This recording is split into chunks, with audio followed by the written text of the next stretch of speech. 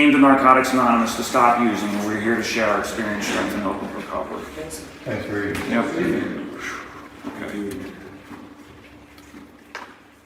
Just bear with me a second. I always have like 25 things that I think I'm going to say, and then when the moment arrives to begin talking, they all vanish. And listening to the fifth step, I keyed in on that line that said, after all, we still want to sound good. And often I want to sound good. But right now I'm not, for whatever reason, I'm not interested in sounding good. I'm interested in getting at it at its exact nature. So I guess like a little background might be in order. So came to my first Narcotics Anonymous meeting on May 2nd, 2005. So last week, we celebrated 14 years.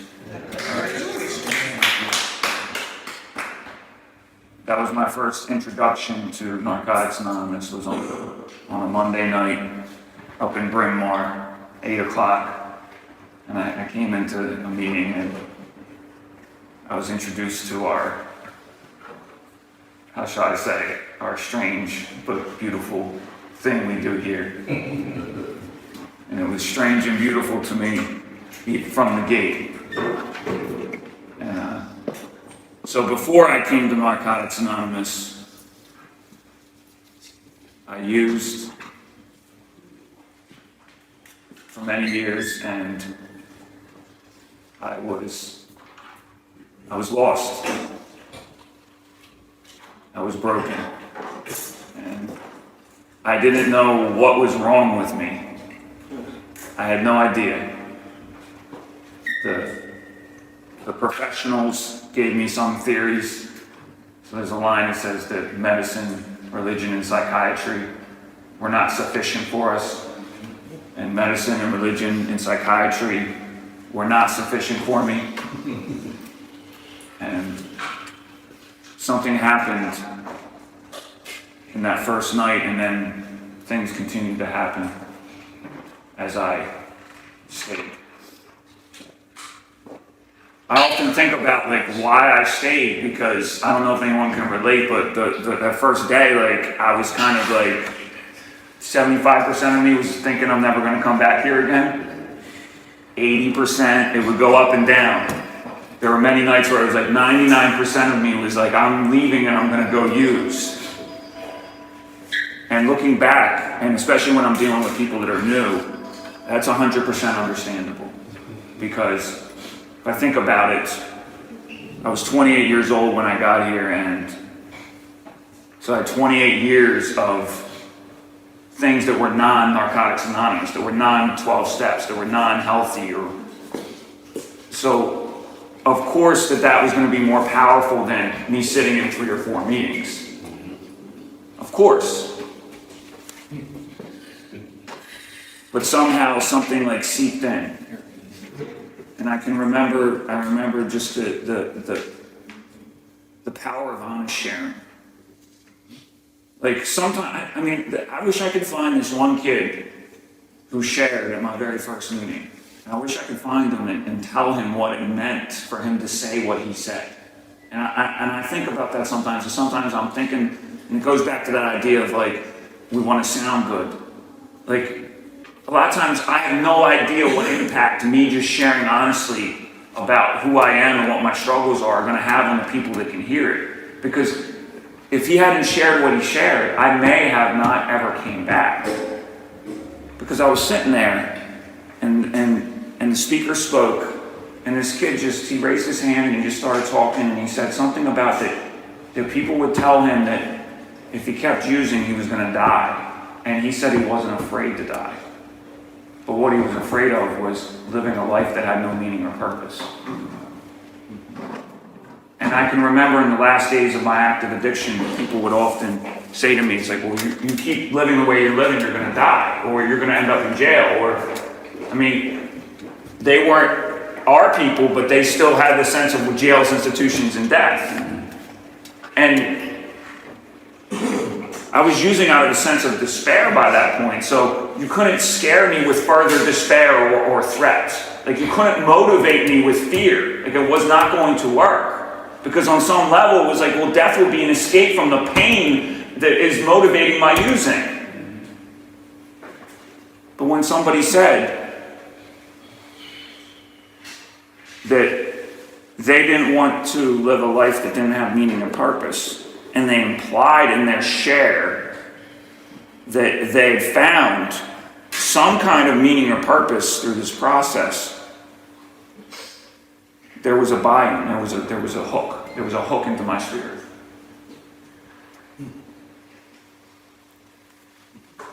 And so I knew, like, on an intuitive level, that something was going on here. Something was happening here, and I couldn't quite understand it. So I continued to do generally what was suggested, and I got a sponsor, I got a home group, and the sponsor, the way that I was sponsored was he said, read Who's an Addict for, I forget how many days, it may have been 30 days back then, every day for 30 days. And I read Who's an Addict, and there was another buy-in, there was another hook into my spirit, because it talks about in Who's an Addict, it talks about the interior conditions of, like, why we use, whereas I was always looking at the external things. So I was looking at, well, you did this kind of drug, you had these kind of consequences. So if I didn't use that kind of drug and didn't have those kind of consequences, then I would separate. So I wasn't able to identify that my friend who was losing everything and who was coming around and lying about, like, he needed to borrow money for school books, for college, for textbooks, and we knew he was lying, and we were like, we're not going to hang out with him anymore because he's doing those kind of drugs, where we still have our jobs and we're not lying to get our money, but deep down we share the same desperation. And Who's an Addict, it talks about the capacity to feel human was lost. And it talks about being proud of our bizarre and outrageous behavior. And it talks about, like, losing who we are. And that was like pre-step one work, because that was at the level of identification. And some of the things that were the most painful to admit as I admitted them and as I came in touch with them, were the things that were the most beautiful and the most powerful. So it was like when I shared at the third meeting I went to, I actually identified as an addict out loud in a room full of people. I said, my name is Joel and I'm an addict. I can remember, like, there's something washing over me. Like, there was a sense of disappointment in myself, there was a sense of shame and embarrassment, but on the other side of that there was peace and there was acceptance. And the same thing happened when I read Who's an Addict. It was like, wow, I can identify. It doesn't matter that I didn't use these kind of drugs or have these kind of experiences. I can identify at that deeper level of what it means to be a human being, and try to deal with that humanity and deal with it in destructive and horrifying ways. So the first step was an extension of that, and it was this idea that despite having 28 years of experiences that would tell me that I should know how to manage my own life, the first step was about saying, well, look, despite all that, look where you are. Like, and the first three steps of this really, it's very interesting to me. It's this state of, like, kind of knowing there's things that I don't know, if that makes any sense. Mm-hmm. So I know what I don't know. So, like, I know that I don't know how to live. And I don't even necessarily know, like, where to begin. Like, I don't know where to start. So denial is not knowing what I don't know and thinking I know enough. So the first step was surrendering and admitting that, like I could intuitively think, it's like there's something on the other side of what I know that I need to know in order not to go back to that hell of active addiction. But I don't know what it is. And living in that posture of, like, that's terrifying on some level. Like, So it'd be like, so I'm going to meetings and I'm working a first step, and then I'm working a second step, and I'm working a third step, and I'm confused, and every time there's like confusion would come over me, I would want to fall back on what I knew, and then I wouldn't be able to fall back on what I knew, because I knew that it wasn't going to work. So it's like this struggle, this battle between the old me and the new me that's not fully formed.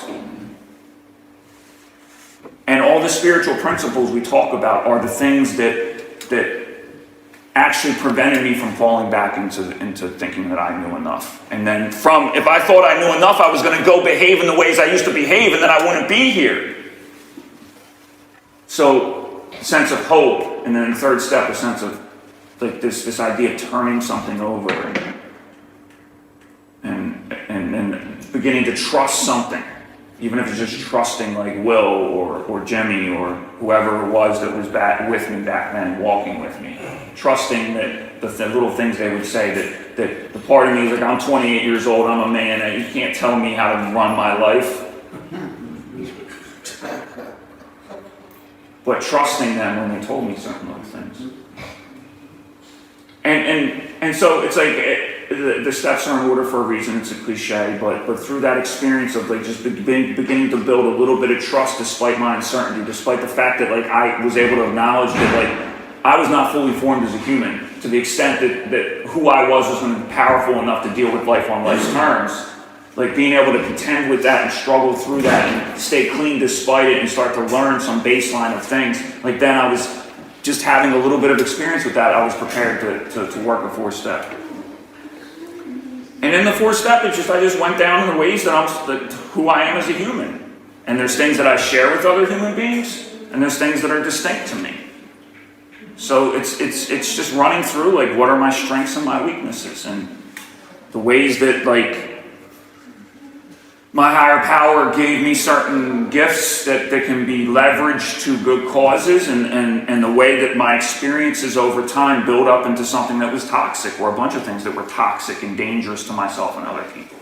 So it's that inventory. So it's over here, it's like you got a bunch of skills, you got a bunch of traits, like character traits, a bunch of family of origin values and etc. that are good, and you want to keep them. And then over here is this 28 years or 30 years of garbage, essentially, of stuff that doesn't work. Just doesn't work. If it worked, you wouldn't be here. If it worked, your life, you would have been able to follow your dreams. Not all of them, because a lot of times we don't get everything we want, but I wouldn't feel hopeless and futile and then have to turn to drugs because I felt hopeless and ineffective and impotent as a human being. And that's why I used drugs, because I could chase that feeling away with these powerful, intense chemicals. Because when even in my active addiction, when I took a hard look at myself, I realized that I was not who I wanted to be. And so in that fourth step, I got closer to a sense of who I was, and then from there, there's like these connections between like the other things that are being talked about in the meeting. So like the spiritual principles. So it's like if I identify some things that are strengths of mine, and I want to use them to create a better life for myself, and also just at a baseline of the first priority is to stay clean and recover. If I want to be able to use them, it's like I take my assets, I add a principle, and then I live in a different way. So assets and principles, better life. And the fifth step was getting at the kind of the exact nature, and I think I kind of talked a little bit about what the exact nature was, but to me what the exact nature of was that I'm a human being who lives in an imperfect world. And we all live in an imperfect world. Right? Like we all have to deal with the fact that there's suffering and there's death and there's change and there's loss. The exact nature was that I thought I was exempt from that I thought I was special, that I thought that somehow I could evade natural law, that there was a different set of rules for me than there were for the next person. That was the exact nature. So accepting the baseline humanity of who I am with everything that involves, all the good and all the bad, that was the exact nature. And everything that I did to hurt myself and other people flowed out of that basic fact that I did not want to accept the nature of what it means to be alive and be a human being, what we call life on life's terms. I didn't want to accept it. I would fight it. I would defy it. I would lie to myself and other people in the face of it. And that was the exact nature. And the exact nature is still is the same thing that I have to look at every day. Every day when there's things that happen in my life that are not to my liking, that cause me pain, I gotta look at it. It's like, well, is it something that can be changed, or is it something that I just have to accept? Like, break life down into, there's suffering that's inevitable that we all have to face, and then there's suffering that's self-imposed, of my own, or somebody else's imposed. So if it's suffering that I'm creating or contributing to through my own behavior, then I need to stop those behaviors. If I'm allowing somebody else to hurt me, then I gotta stop them from doing that. And it sounds very, very simple, but it's not. So it's like, over here, it's like, I got a health problem, or my mother has mental illness, or the woman I was talking to suddenly didn't want to be in a relationship with me and wouldn't explain why. Like, is that over here in the box of things that they're just to be accepted and they're just part of life, or is it over here, like, what was my part in it? What can I do? Did I do something to contribute to that? And how can I work towards a solution? Is there a solution? Sometimes there is no solution. Sometimes it just has to be endured and accepted. And I could never endure and accept things.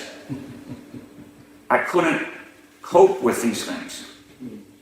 But through steps 4 and 5, getting a blueprint of that, I actually found a way to begin to accept the things I couldn't change and change the things I could. So I found a way to live in the solution.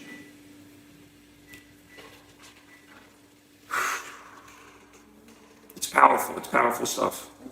And without it, I wouldn't be here. I might be alive, maybe.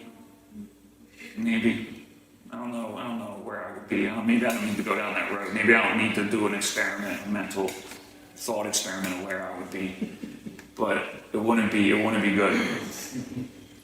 And like I started off saying in the beginning, I don't know if anybody out there in the rest of the world would have been able to help me.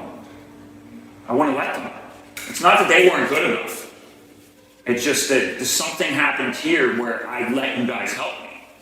Something in the atmosphere of recovery, the 12 steps and the 12 traditions, broke down my defenses and allowed me to accept the help. Whereas you could have had a team of psychiatrists and social workers, and you could have given me all the medicine and medication in the world. You could have sent me to a resort rehab, and I would have just walked out because I was defiant. It's just the walls were up, and something broke down those walls. First it was pain. First it was hitting that bottom, but then it was the love that is here, and the wisdom that is here, and the truth that is here. It just came rushing in, and it filled my spirit and changed me, and it continues to change me. And most of the time when I'm having problems, it's because I'm putting those walls back up. And I'm thinking, I know how to handle this. I know what to do. I've been here 14 years. I can take care of this on my own. I don't need your help. And then I'm not sleeping and I'm crying. And I'm working the thumbs, which is good. It's good. I still do that. I still alcohol. I need to talk. Help me, please. Cry on the phone. No, I hate crying. I think I shouldn't. It's like I already cried enough. I don't want to cry anymore. I don't want to cry anymore. I don't want to lose my dignity anymore. You can't save your face and you know what at the same time. So yeah, it's the truth is a beautiful thing, and I think I've gotten closer to the truth. And I got 47 seconds left. So I got perfect time now. So thanks for inviting me. Thanks to the home group for keeping the doors open. I'm Joel, an addict. Thanks for sharing.